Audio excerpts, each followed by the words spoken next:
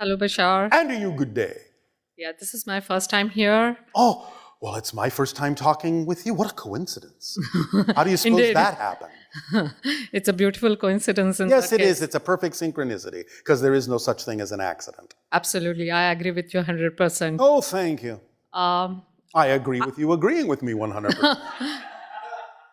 Thanks for that. So if I'm a unique vibration and if I'm unique energy and I'm here experiencing all uniqueness, Yes. based on that, do you have any unique experience for me, advice for me? You know the formula that we've just given. Yes, I do. What could be more important than that as advice to give you? What could be more important than that? I don't think there is anything else is important. I do need to follow on that formula and keep my journey on. That's it. It really is that simple. If you want to make it more difficult, if you want to make it more complicated, I'm not going to stop you. Yes, I that's your do choice. sometimes. Yes, I do sometimes. And that's make it fine. complicated. But find out why.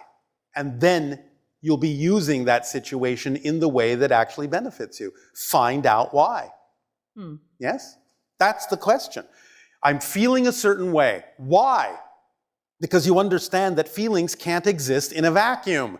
There is no such thing as having a feeling without a definition you believe to be true first. No such thing. If I gave you a word that you didn't know the definition to and I asked you how you felt about it, you'd shrug your shoulders and say, I don't know, because I don't know what it means. Yeah. But when I give you the definition, then the emotions come up because now you have something to relate to. Emotions are secondary, an after effect to something you have defined and believed to be true. So if you're having a certain feeling at a certain point, stop. Why am I having this feeling? What would I have to believe is true about myself in this situation in order to generate this feeling? Or, as we said earlier, conversely, if I did act on my excitement, what am I afraid would happen? That will also reveal the belief that's negative. But yes, that's the point of those moments. Why? Why am I having this? Because you can use your feelings, your thoughts, and your behaviors, which are all secondary level responses to a definition you believe to be true. You can use your feelings, thoughts, and behaviors and trace them back. What would I have to believe is true to behave, to think, to feel the way I do? Let me find that belief, because when I change that belief, automatically, by definition, your feelings, thoughts, and behaviors must change too. They have to. Again, this is why we say your physical reality is literally like a reflection in a mirror. The reflection you're looking at, if you're frowning, the reflection cannot smile back.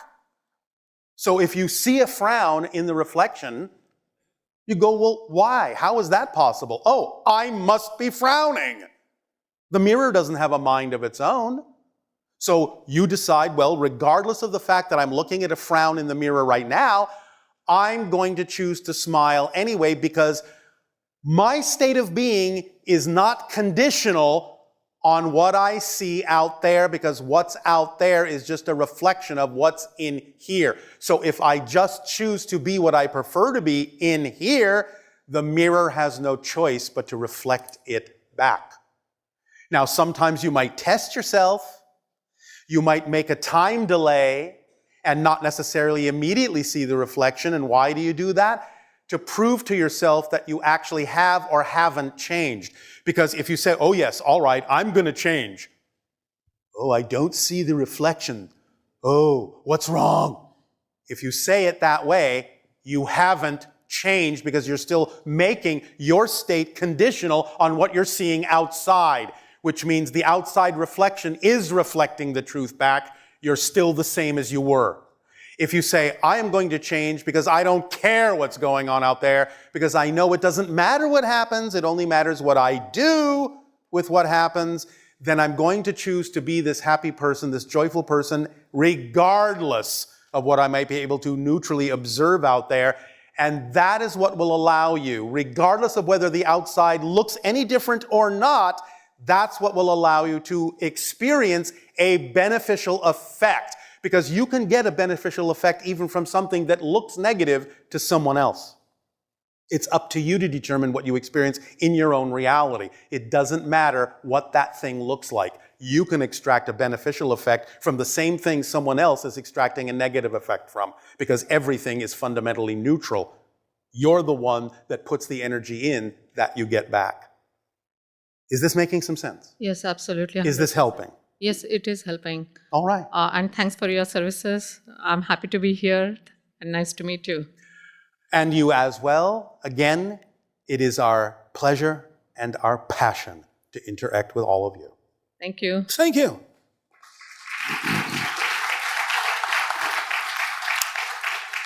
Or as I will say in my own ancient language, aveo, which literally means, even though you can use it as a thank you, aveo means literally in service.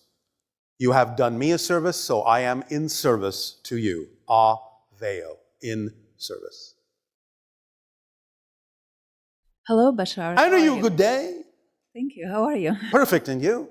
I'm good, thank you. Oh, all right. Speak up, speak up. Okay, so I have two questions. The Yes. question, I thought I'm going to ask a general question, but then I realized it probably doesn't make sense, so I'm making it personal. Up to you. Do I have a free will? Of Or course you is have a it- free will. If you didn't have a free will, you couldn't ask the question, do I have a free will? Is it limited by something? It is limited by your choices of what you call your own self-chosen destiny. I'll put it to you by this analogy. And again, this is a linear framework. It's a linear explanation. Understand, as we have said, everything exists all at once, but the explanation might be easier to understand when put in a linear space-time framework, all right? Okay. So, let's say you're in spirit and you're deciding you're going to have a physical life. Yes? You with me so far? Yes. So you're going to explore certain kinds of concepts. You're going to explore a certain theme of transformation. You set up that general theme ahead of time. And then you have the physical life. The physical life will follow that theme. So you could say the theme is like saying, well, I've set up this hallway and I'm going to walk down that path, that hallway, and that is my path for this life. That's my destiny for this life. Now, I have free will in the life as to how I want to experience that path. I can walk, I can run, I can fly, I can go backwards, I can go upside down, I can crawl, I can go left, I can go right, I can open every door, I can ignore them all. That's your free will about how you wish to experience the destiny you chose from a higher level. So destiny and free will work together to give you a whole experience, because it works that way so that when you are having the physical life and exploring with your free will, you still know you always have a guide standing on the mountaintop helping you by directing you into what would be best for you, by communicating with you in a way that allows you to translate that communication as the sensation you call passion. Passion, that sensation, is literally the language of your higher self. And therefore it's guiding you. Now, you have free will to ignore it. We would strongly suggest you don't, but it's up to you. You do have that free will.